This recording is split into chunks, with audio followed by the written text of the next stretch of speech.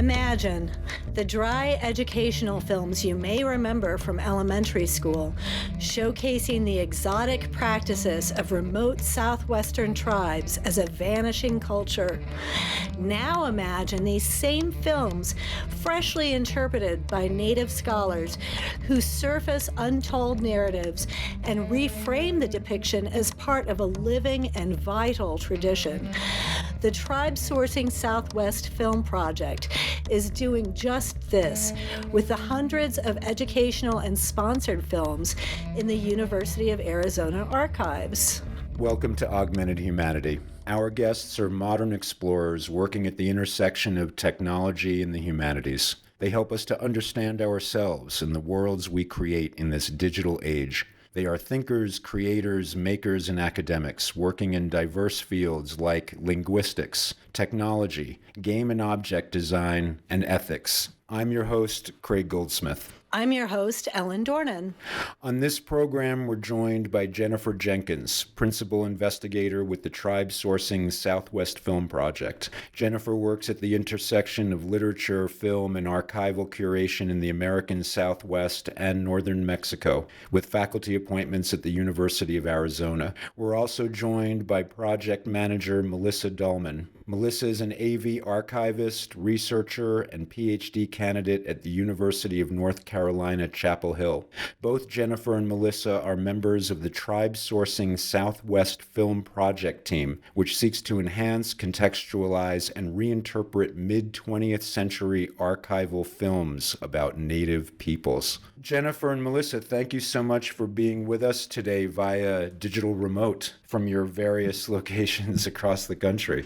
Thank you for having us. Thanks so much for inviting us. Before we get into some of the real nitty-gritty of what you're doing, could you each take a moment to sort of just explain what the Tribesourcing Southwest Film Project really is doing and what it's trying to achieve? So this collection of films was donated to the University of Arizona in 2011, and it's about 460 films about tribes all across the Americas. And they came to us sort of in bulk as a digital humanities project. We had to figure out what to do with them. So they're wonderful visually. Most of them were shot on 16 millimeter Kodachrome, and they're from the age of the scholar adventurers, not exactly documentaries, but not exactly not. So the visuals are great, but the audio narrations are really products of their time. So to make this a useful educational resource, I had to start thinking about how to repurpose these films, not just to put them up on the web. That serves a function, but to think about how these might be useful from a 21st century perspective. So we came up with this notion of tribe sourcing, taking the films back into the communities where they were made and inviting members of the Native communities to respond to the films and comment on them and essentially re-narrate them. The Mercadoo platform really facilitates our ability to share both outward and also incorporate their narrations. And so I really deal with more of the technological part of it, even though I have training as an archivist. So Mercadoo was developed to work with Australian Aboriginal tribes. The name Mercadoo actually means a gathering place. And I think that's a really useful concept for people who aren't familiar with digital humanities projects, and particularly decolonizing digital humanities projects. This is a digital gathering place for Indigenous peoples to access their images and gain sovereignty over them. When we talk about the bad audio or narration, is this sort of the colorful, exotic costumes and their pretty dances and worse, narration. and worse. Or worse. And okay. What's an example of? Well, it's stuff we're not supposed to say. Okay. We can say, we use one word, squaw, and that should tell you everything. So everything you need to know about where it can go. Okay, so it's beyond just poor narration into just being completely racist, really. Yes. For the most part, they all fall into that category. They're trying to appeal to this kind of semi-racist, maybe not terribly evolved perspective of Native Americans anyway. So they're speaking to that audience and not really incorporating how you might actually speak to Native viewers. Having watched a lot of your films, it seems like the original narration really frames it as an otherness, as an outsiderness, and lacks sort of the specificity of recognizing individual practices or whatever. So, they do their exotic dances, but not here they are doing the buffalo dance. So, what are your native scholars adding? What does their layer look like? I mean, I'll let Jennifer jump in, but it's certainly much more personal. It gives you actually the context that you need in any situation. It's corrective in many cases. And sometimes we don't know what they're responding to because it's in their native tongue. Only Dine speakers can understand it. So in some cases, I don't know what they're saying, and that's kind of a joy, to be honest. I mean, we get really, really excited when we have no idea what they're talking about, because that's a real act of reclamation. Our job is not in any way to intervene or mediate that. Our job is to say, here are the films. What would you like to say about them to whichever audience you want to say it to? Do you want to say it to an outside audience, English-speaking audience, or do you want to say it to an inside audience within the language? In many cases, these films will use a generic landscape or a specific landscape, but treat it generically. Every Native person in the entire Americas apparently lives in Monument Valley, right? But these films were shot in real places, and the Native narrators have the ability to identify places, particularly landforms in the background that have meaning to the people, and they can also often identify individuals by name, which is rarely done. The whole part about identifying individuals and specific places, some of these films are probably 70, 80 years old. So who's doing that kind of identification? Is it someone who's very old now but was a kid then, or? It depends. The very first one we did that is sort of our proof of concept was shot on the Navajo Reservation, Pine Springs Trading Post, and that location was known. And then the narrator went and researched both orally and textually to find out about the white family that ran Pine Springs Trading Post and then the Native people who showed up in the film, and was able to do that just kind of by asking around about the Dine people, because we know the dates of most of the films to know who the trader was. And on the landscapes, I just wanted to touch on that again, the generic landscapes. It's not that they reuse the same stock shot, but to the untrained eye, it's maybe desert, canyon, butte, whatever. But to the people that actually live there, it is our butte. And it has a name, and it has a place in the cosmology or the cultural mythology. And I would just add that in the original narrations, the word desert is almost always preceded by the adjective barren. In the unlivable American Southwest. Exactly. Well, they're showing canyon country, which is gorgeous, but completely ignoring any kind of cultural identification with them. Whereas even someone like me who moved to the American Southwest, the clay here is not the same as the clay 30 miles from here. Exactly. The original films you said were donated. Where were those donated from? I'm just curious. It's one step earlier than that. So there was a professor at the Northern Illinois University at Normal. His name was Fred McDonald. He was a history professor. He did European, medieval, and Renaissance history. But he realized when film was going out of style that they needed to be collected. So he went around to schools and libraries that were junking their 16 millimeter collections and snapped them up, rented a warehouse in Chicago, and built this archive. And the native material was not the only material that he collected. And so when he got ready to retire, then he put out a call for proposals for academic institutions to support his various parts of his collection, and the University of Arizona had a successful proposal for the native material. I'm so glad he saved all that. Isn't it? Oh my gosh. Oh my gosh. How exciting to have a historian care about video. I'm just so curious because I know that some people at other institutions like the Indian Pueblo Cultural Center, the School of American Research, or even the National Museum of the American Indian, who have taken steps to actively involve Native people in interpretation of their artifacts. What they discover is not just that they get these valuable additional layers of specificity and information and often correction, where some academic outside of that culture has come in and said, oh, I know what this is, and they're wrong, right? And the Native people say, well, actually.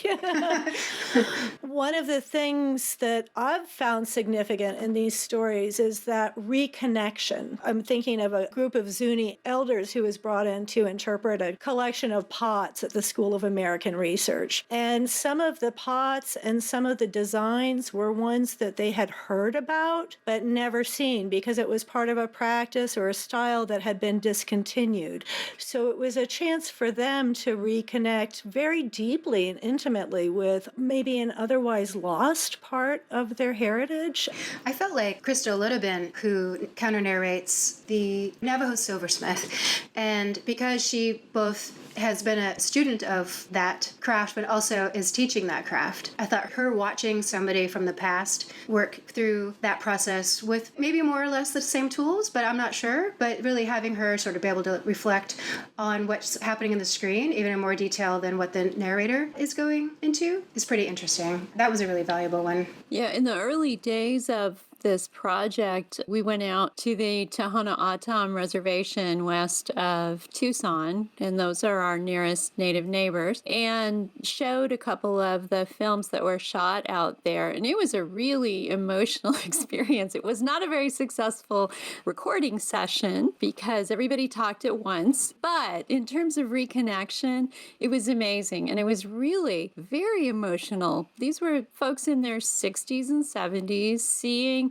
either themselves as kids or their siblings who were no longer with us, and sometimes their aunties and grandmas. And it also veered very quickly into O'odham language conversations. So I don't know everything they said, and we didn't really successfully record it. But I think that will be true with most of the films when they go back to their home communities, that folks will see people they know about or recognize. So is it common that in a lot of cases these communities have not ever seen these films? The films were shot and produced and then distributed, however, back in the day, but it's not like they went back and said, let's do a movie showing. No, it wasn't collaborative, I would say, in most cases. These were distributed by educational film distributors to, mainstream Anglo K-12 institutions. One example, it may have been Navajo, 1951. That one, I found some documentation where it had shown up in a local newspaper, like the Navajo Times. When it came out, they were writing about it a little bit in the newspaper. Under sort of the film section, you can rent this film, or it can be lent from a library to your school. I have a newspapers.com account, and I sometimes look to see where they may have written about them. They were filmed with the Native people as subjects of the film, but the Native people weren't involved in producing any of the content or the narration. So with this additional layer of post facto annotation, are some of the assumptions that went into those original narrations being questioned? I mean, some of the assumptions about who Native people are or what kind of role they play in our society. Oh, heavens, yes.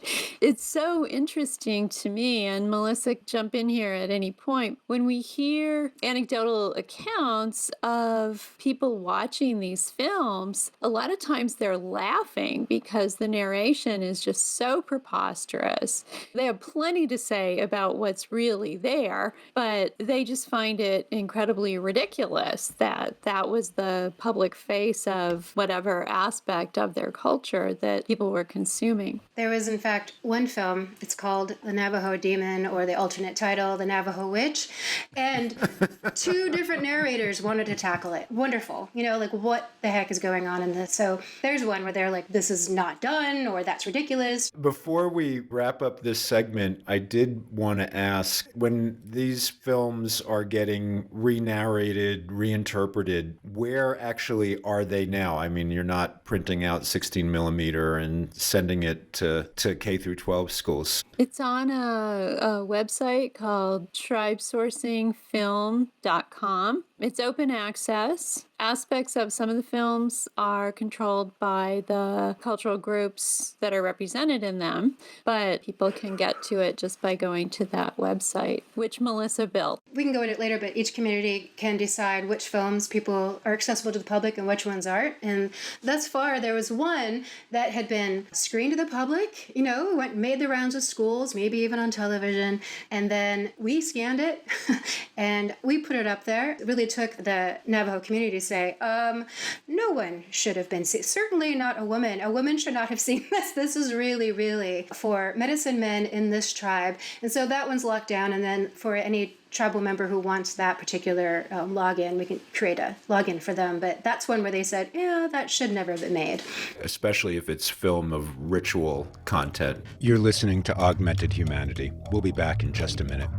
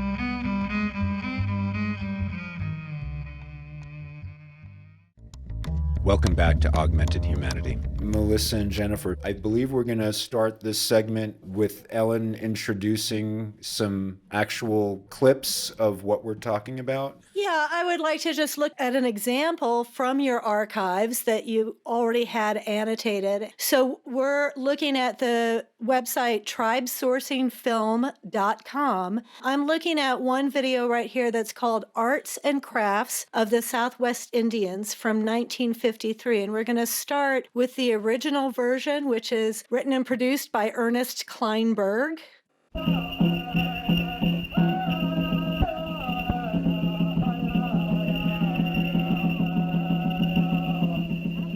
Once a proud nation of hunters and wolves, but now the poorest of the Southwestern, the Navajo people live in a barren and 1,000 square miles. Most of the land is in Arizona and New Mexico. They are still a nomadic people, frequently moving from place to place on the vast reservation. Wherever their small herd of sheep and goats will find grazing land and be fairly near one of the scarce holes or springs. Their herds are the Navajos' livelihood. They drink the goat milk, and sheep and goats provide all their meat. Their women make rugs and blankets from the wool. Wherever the Navajo decides to settle down for a period of time, he plants a little corn and builds a hogan of heavy pine logs with mud sealing the cracks. The women folk set up their looms near the hogan and work on their rugs and blankets between other chores. The trading post is Navajo's only link with the outside world. The trader, his best friend. And now we have additional narration, and this is what your tribe sourcing. So you worked with Rhiannon Sorrell, who's an instructor and librarian at Dene College. And so she's come in and re-narrated this for you. Yat-e. This is Rhiannon Sorrell at Saley, Arizona, and I am viewing the film Arts and Crafts of the Southwest Indians Part 1, The Navajos, which was filmed primarily near Pine Springs in 1940. The title here can be a little misleading because it makes the trades in this film sound like recreational, more of a recreational pastime rather than a way of life that has sustained the Dene. since the early 20th century, and it continues to play an important role in contemporary life and economics on the Navajo Nation. As you can see from these opening scenes, the Diné were not village dwelling and lived in small bands spaced apart from each other and often far away from the nearest town. This is where trading posts came in hand. The one shown here is Pine Springs Trading Post, which operated as one of the many community hubs that also functioned much like a grocery store, an arts and crafts store, a bank, a post office, sometimes even family courts when justices could not, or the people couldn't move to towns to hold court sessions. They also functioned even as mortuaries, particularly this place as well, until it closed in 1971. What strikes me immediately is the disparity in expertise. And you all have talked a little bit about how these educational films are narrated with the voice of God. Whatever the voice of God says is a hard, cold fact. But listening to these two examples, I'm struck by how little the voice of God actually knew what he was talking about. One of the really great things about this particular example is people of obviously two different time periods, two different ages, different genders, different levels of experience. And Rhiannon really speaks from within the culture in a way that highlights even more how little the narration serves the visual content. Melissa, in some of your other work, you've talked about the importance of truth-telling in documentaries. How do you see this tribe-sourcing project adding more truth to these existing films? In this case, it's quite rare that they are collaborating. So while you're subjected to in this is the point of view of one filmmaker or one sponsor, they're going to skew things a certain way because the filmmaker is going to want to appease the funders of whatever project they're working on. So having these counter narrations are like having people sit down with home movies and identify people that are in them. If you can look at the outtakes and all the material that you don't see that's included where maybe someone's being placed in a certain situation, or there's a can we go into your home? You don't know how these scenarios are negotiated. We don't see any of that. And so I'm just assuming that whatever we're seeing is fictional. There are a couple of cases in which we do have outtakes. One of them is a film about Navajo sand painting. It's an interesting question, right? That's a larger issue in ethnographic representation, which is to what degree the people being filmed alter their activities for external public consumption. I'm curious about the outtakes. So if McDonald was going around and grabbing these films from schools or wherever, how did he obtain the outtakes? Well, I think once he got started on this, the sort of core collection was schools and libraries and so forth. And then I think he dedicated time to hunting down the filmmakers while they were still around. What filmmaker doesn't want to hear that kind of invitation? For Navajo, the film Navajo 1951, we have some B-roll and outtakes that came with the collection. And then there's also a home movie that Jennifer obtained in maybe at Home Movie Day. But in the outtakes, you see the foodstuffs being given as payment. You see some of the actual interaction that's happening. The subjects are often laughing. Jennifer alluded to that before. I'm like, this is just hilarious to you. And I appreciate that sense of humor in the moment. I'm a little bit curious about what you're saying about changing things because they're being observed or protecting things that they don't want to be observed. I know that ethnographers of yore were much more dismissive of Native people's needs to keep some information private. A lot of information did get exposed that shouldn't have been. So what are you doing as part of this archive to protect culturally sensitive information or be able to tag it in some way so that people aren't having their secrets exposed? We're guided in this project by the Protocols for Native American Archival Materials, which is a guidance document that was developed by a bunch of archivists back in, I want to say, 2006. And it specifically addresses how to work with Native materials that are in archives. Now, their initial plan was, specifically dealing with possibly photographs, but mostly material objects. And this was in the wake of the NAGPRA legislation.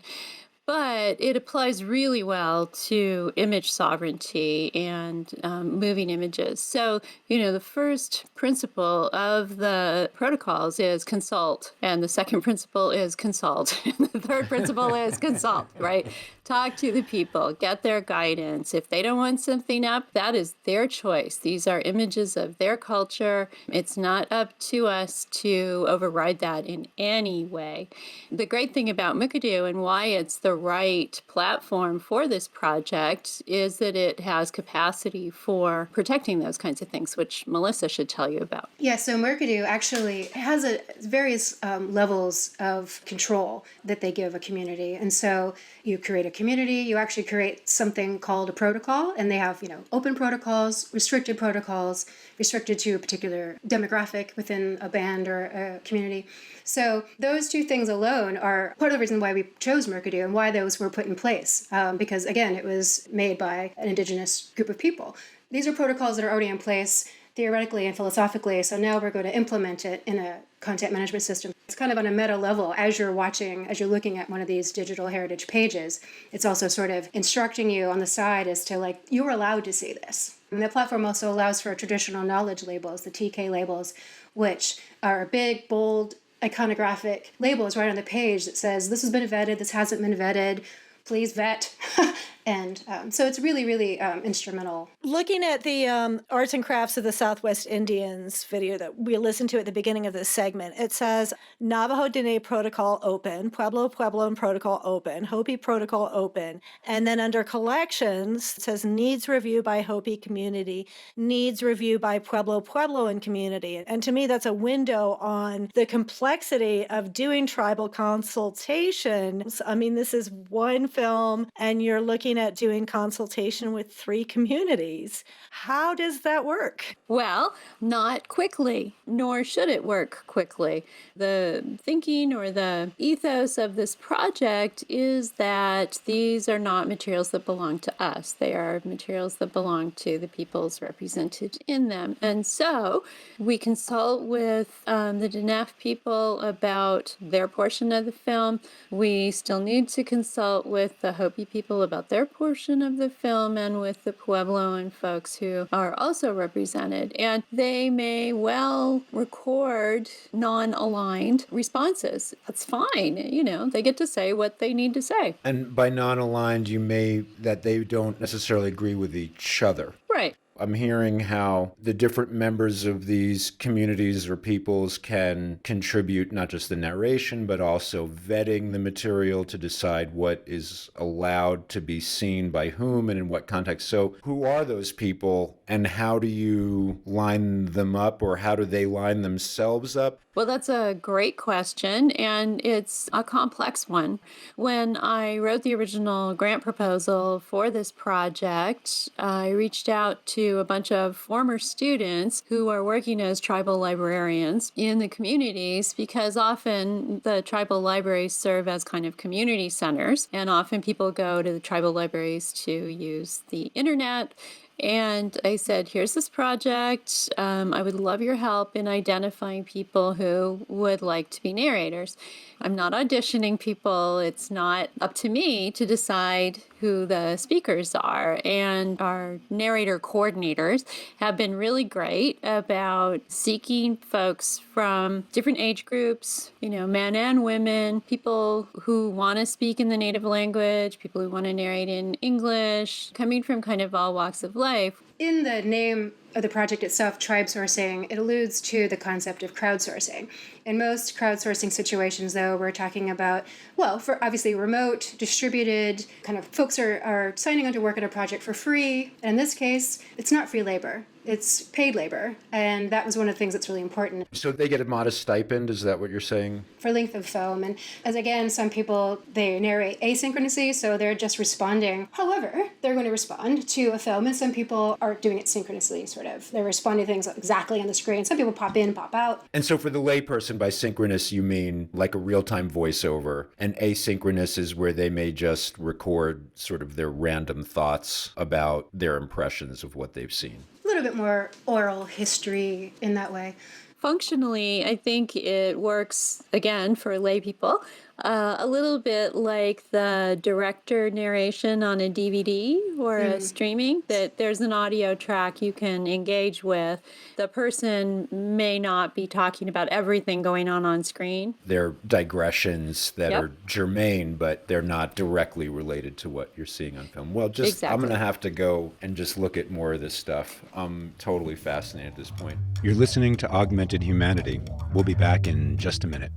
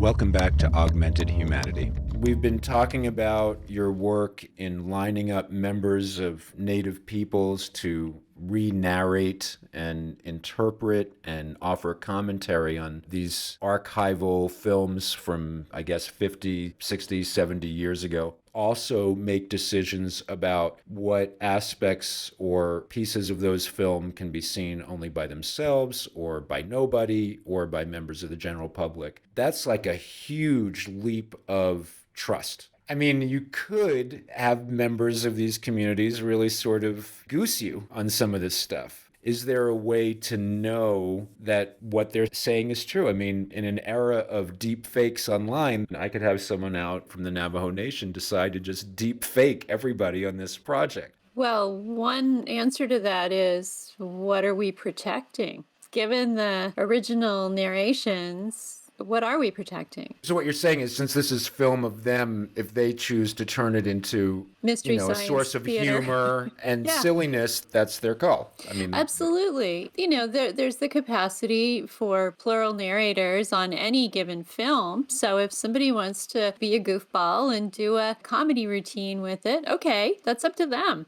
And then if somebody else wants to take it really seriously and say, this is a practice that I really believe in and it should be told about in this particular way, okay, they're both there. I mean, there's no official version because we've seen what happens when there's an official version. That's the original one, right? so in a sense, the goal then is not for it to be a better documentary per se. It's literally an alternate soundtrack. I mean, the soundtrack itself is a version of punking people.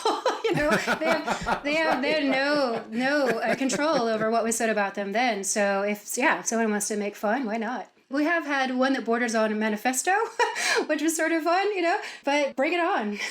You start out with people like Edward Curtis, who really consciously went and created these visual representations of here is what Native Americans look like. I remember one person saying to me they were looking at an Edward Curtis picture of somebody spearfishing in a loincloth, and they're like, dude, we wore jeans then. That was Edward Curtis's fiction, mm-hmm. And I think that continued for a long time. So when did you see the tide shift to Native people being able to tell their own truths with representations of themselves? Boy, maybe not till AIM, maybe not till people grabbing the mic on the news and saying, this is our story. I don't know, Jennifer? Some of it has to do with shifts in media formats and access to consumer-grade video cameras. And so that would be the early 70s. And then whatever you want to think about how this project was framed during the bicentennial, the Smithsonian sent out a bunch of camcorders to Native communities and said, film yourselves. This is part of the American tapestry. SAR did one back in the day where they gave Native people wind-up film cameras and said, film your daily lives. And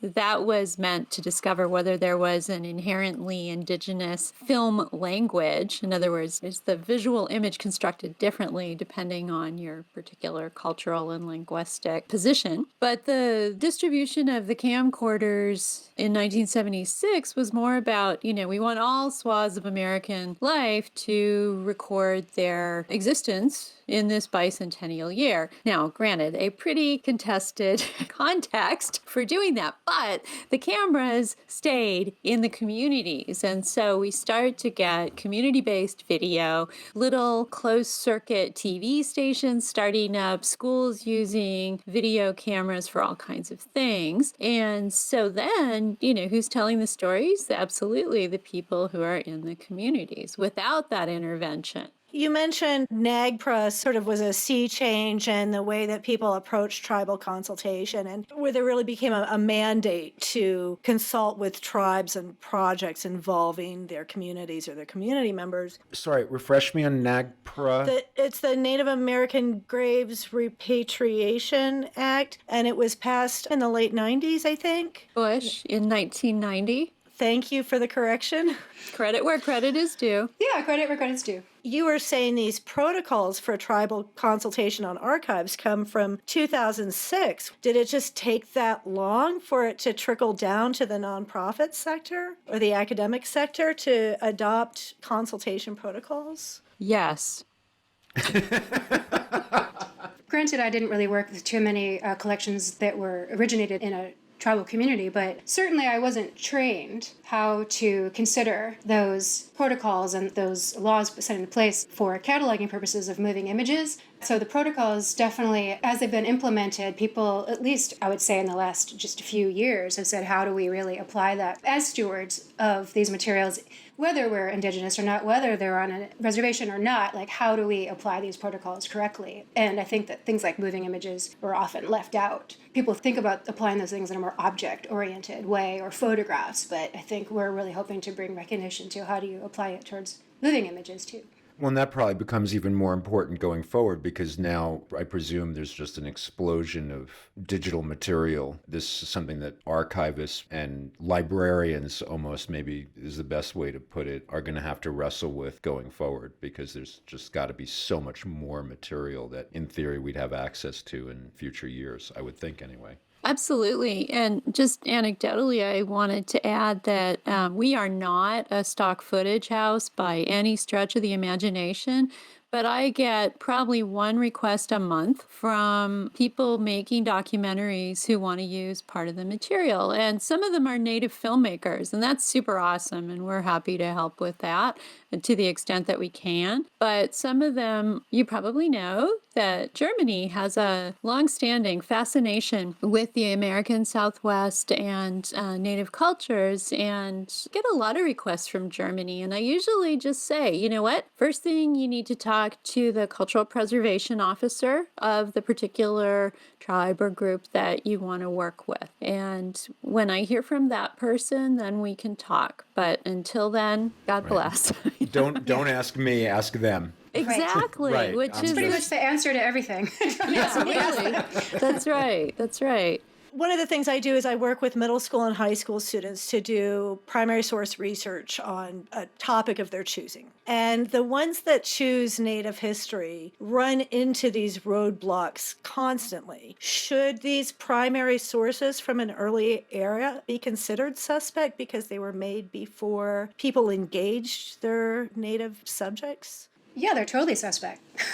can return to a previous subject about not knowing without related documentation, without even B-roll, and all of those, of course, are people have control over when the camera's rolling and when it's not rolling. Even, the cinematographer may turn the camera off in certain situations. But without sort of that kind of primary documentation and able to triangulate what the truths are there, then I would just assume that it's dodgy to begin with.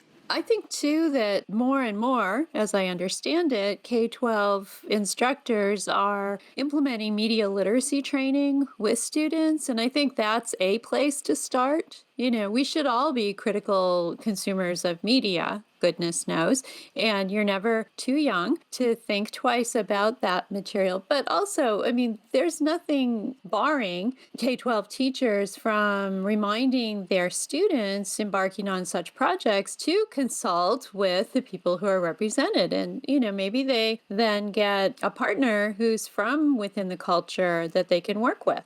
And I think there's something about film, particularly, where it's tempting as a kid. Like, I'm thinking of some of the early Edison films that are at the Library of Congress, where they're like powwows or ceremonial dances. And it's just a few seconds of video, and it's black and white. There's no audio, I think, on them. But, you can look at it and say, well, but that was a thing that happened. That's a fact. And I think it's hard to know as a kid how to grapple with those questions of perception or objectification or representing a culture as outside or other. I've just wondered, where you would start with something like that. Well, if they're finding them on the Library of Congress website, it usually tells when they were filmed, and a lot of those captures of dances were done at the Chicago Columbian Exhibition.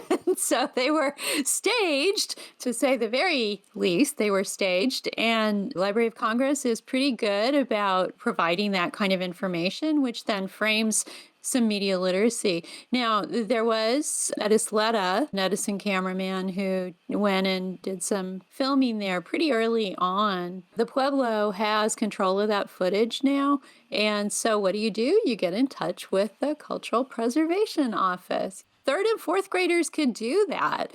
Certainly middle schoolers can do that, and high schoolers, that should be part of their practice in working with media texts. I think there's a way, too, to say, yes, that ceremony happened, that dance happened, somebody had a camera, they photographed that happening. Yes, that happened.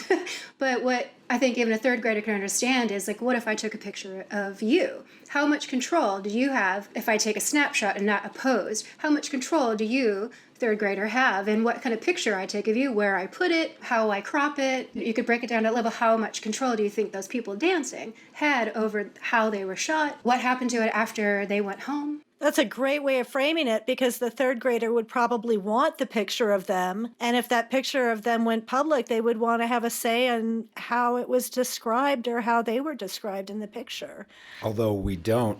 Although we don't. Exactly. Yeah. We don't. I mean, especially if you're in a public space. I mean, this is almost getting into deeply philosophical territory. Part of it comes down to what was taken and what would be thought of as a public space versus a private space. If you're in a public space, you can be photographed, you can be recorded, and you could look very good, you could look very foolish, you could look goofy, and you would have zero control over that. In the case of this particular project, what was considered a private or public space, what that means to the original filmmaker versus what that means to the member of that community being filmed could be wildly different.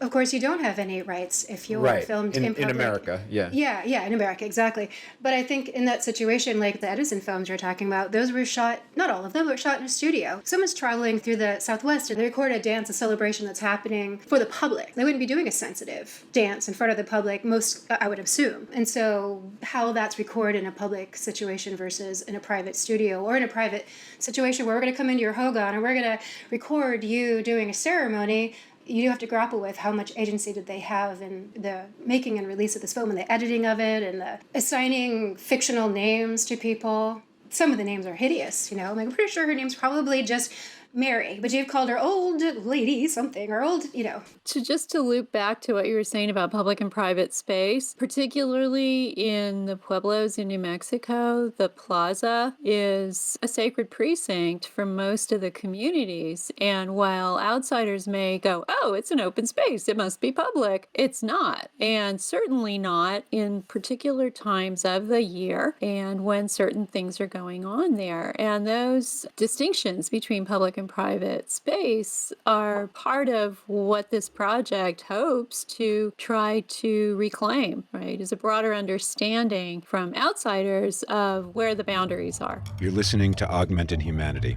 We'll be back in just a minute.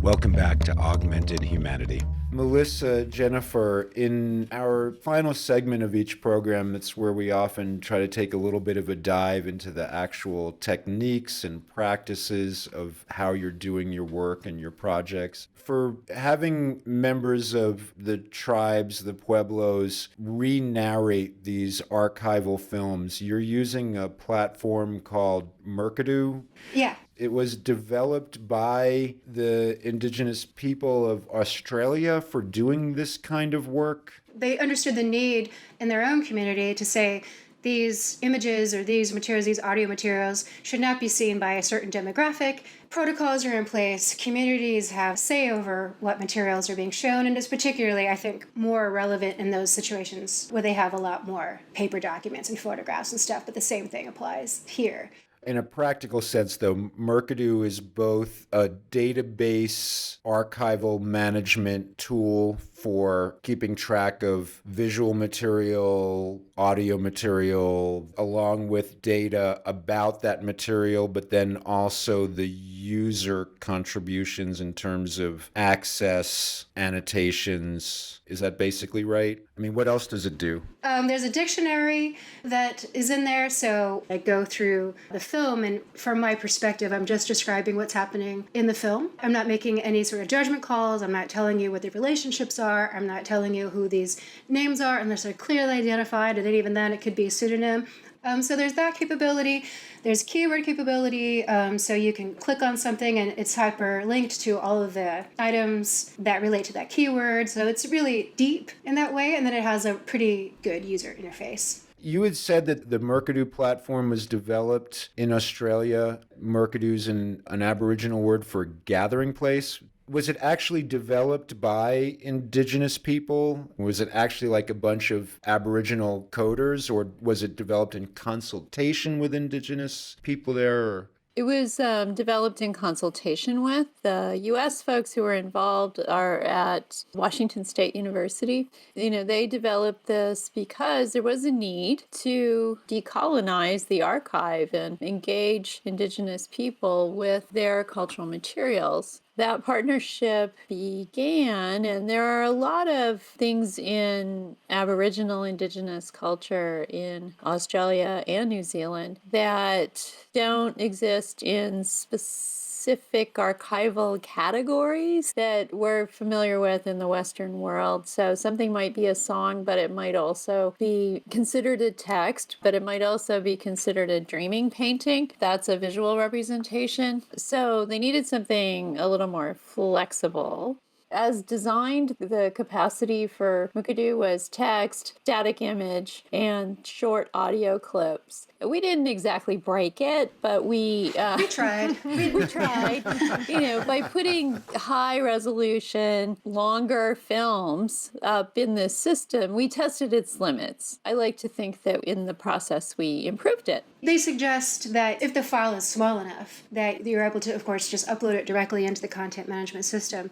But because Jennifer and I both reside in the Moving Image Archive world, and because we had paid to have these newly restored, that we weren't going to allow lower res, terrible access copies to screen in this space. And so when it was originally on the University of Arizona servers, I found where the limit was. It was about 1 gigabyte. But when we removed this to private shared hosting, I found out that they were like, yeah, we want it to be more like 250 as far as the packets of data that could upload successfully at one time. We kept maxing out on that. And they kept saying, well, just use a different streaming source. Use YouTube, use Vimeo. And so Vimeo has a lot of safeguards in place. So I'm able to lock it down there. You're not able to find it on Vimeo. You're not able to find it randomly on the internet. The same locks are there. The same ability to restrict is still in place, but we had to use that streaming service. So everything on Mukurtu is hosted at the University of Washington? Or do you make instantiations? Washington State, they're the support system. So when you write to Mukurtu support, you get a person from that support system. But if you're using Mukurtu, you're making your own instantiation. That's right, yeah. I have 2 urgent questions. We've talked to other people who are working on decolonizing archives. Part of it is getting the material out of institutional hands where it's not very accessible. So how does Mukurtu work if, say, the tribes want to have all this information back for their own purposes? Part of the issue was that our files were really big and we wanted high quality video. But another issue was that once there's sort of value-added content, to be a little bit crass about it, but once there are the new narrations, the ownership of that should revert to the tribe or the pueblo or the culture. And anything that's hosted on a university website belongs to the Board of Regents of that university. So, this is a little bit of a footnote to what we've been talking about, but I think it's really important that it be known that we removed the project from that institutional setting so that cultural content, sensitive content could revert to the individual cultures themselves. It also speaks to the ethos described in the protocols that we don't own it, we're just stewards. What a lot of people are talking about with data sovereignty, of being able to have a say in what happens to your own data or representations of you or your people. Didn't you have a second burning I have a second burning question. I do. One of the challenges for my kids when they're researching Native history is you go to Library of Congress and maybe it says Navajo with an H and maybe it says Navajo with a J. It rarely says Dene or Dene. And, maybe it says Tewa, maybe it says Hopi, maybe it says Moki. Do you use Library of Congress headers? Does Mukurtu allow for different languages or variations on spellings? How do you keep track of it all? I'll start with the process. The process is that while Rhiannon, in this case, while she's tracking down narrators and they're recording their counter narrations, as I'm identifying locations, I will also at the same time look up what is this actually called, what do they call it, and then I will add those vocabulary words or like what is the word for this or the phrase for this, and I will add those and then Rhiannon will vet those vocabulary words. So it's a fun for me because I have the Navajos keyboard now that I can turn to and I have a collection of dictionaries to turn to, but really it's up to them to say before it goes live.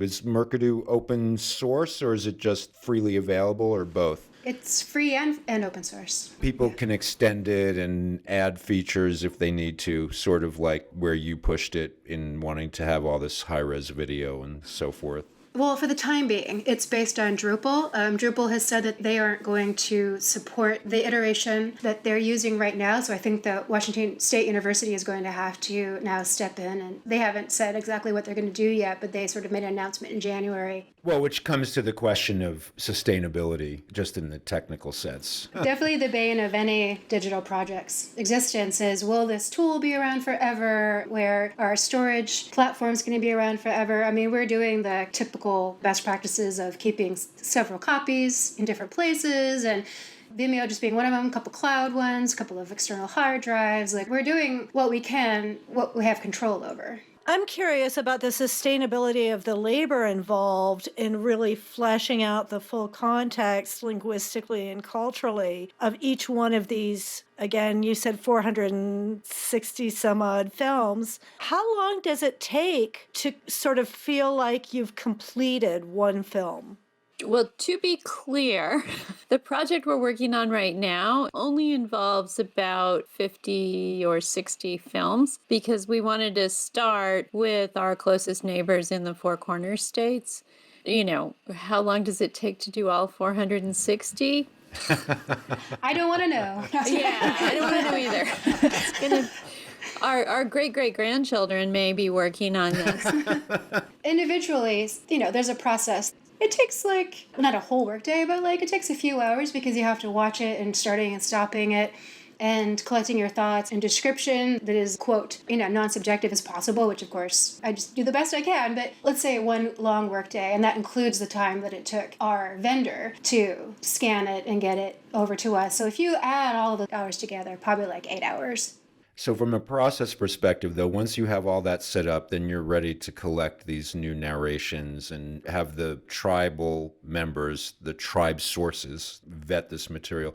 How do they actually record these? Do you go out there and record them with field mics? Do they watch it on their laptops or something at the library and then record into the computer, or is it a mix? It's a mix, and Rhiannon has one of these snowballs.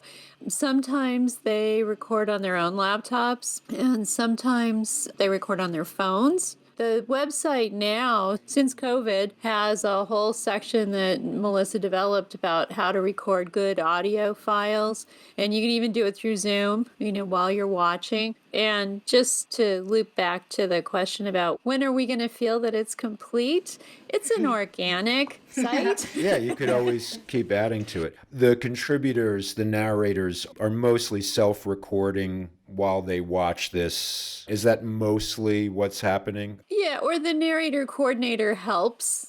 So Rhiannon's over at Dinek College, and folks will drive in. They'll come into the library. There's a quiet place there that doesn't echo a whole lot, and they'll sit and do their narrations. But that also frees up the contributors to just get it done using whatever technology and time they have, which I think would help the effort. You need to be someplace where you have good Wi-Fi. Right. Right. Just to circle back also, I think when we initially envisioned how we were going to catalog and apply metadata, we'd originally thought about using Library of Congress subject headings, and we decided, like, why? You know, because Mercury isn't interoperable with online catalog systems anyway, and the effort to make that happen is beyond my skill set, although I'm sure it can be done, is that we also thought, like, why subject people to the ill-considered, sometimes racist. Sorry, Library of Congress, I love you, and I, but like, those are old subject headings that sometimes are in place, and it takes a long time to have them reversed. Like Yellow Scare, kind of typical one that was, still implemented for a while. So we just decided, why subject people to those subject headings if we don't have to? Who's our audience? Our audience is not primarily librarians and archivists, right? Our audience is the people who are our partners in the project. I mean, it's hard even to get library science students to care about LOC subject headings. Folks in Native communities could care less, and good for them. I was thinking of that, looking at some of the keywords that you have that are Navajo, and I'll admit I failed Navajo. And so it's incomprehensible to me, but it's not for me. It's sort of like what you're saying about this narration. Whether or not we understand it is not the point. Right. That's part of the intent, is it be educational, but you have to be open to what it is You have to open your mind to what you're used to projecting or seeing, and then just let the whole thing flow over you. If you're trained as a researcher or as someone who implements metadata, when you come in this environment, you look for things that may not be there. And that doesn't mean it's wrong, because it's not that's right. following the rules we were all trained in library school, right? Yes. It's a re-envisioning and a re-reclamation of a lot of things, one of them being how to think about cultural material. I think that's a really nice place to end this discussion. Oh, thank you so much. Thank you. It's just really a treat to do this, and I appreciate your efforts in getting the word out about the project. Yes, and any narrators who are hearing this, be in touch with us. Right. If you would like more information about the Tribesourcing Southwest Film Project, or if you would like to contribute narration to the Tribesourcing Southwest Film Project, visit tribesourcingfilm.com. You have been listening to Augmented Humanity, which is a program of the New Mexico Humanities Council, produced in partnership with KUNM-FM. You can visit us online and find out more about our programs at nmhumanities.org. Our theme music comes courtesy James Whiten, and we've had production assistance from Tristan Klum.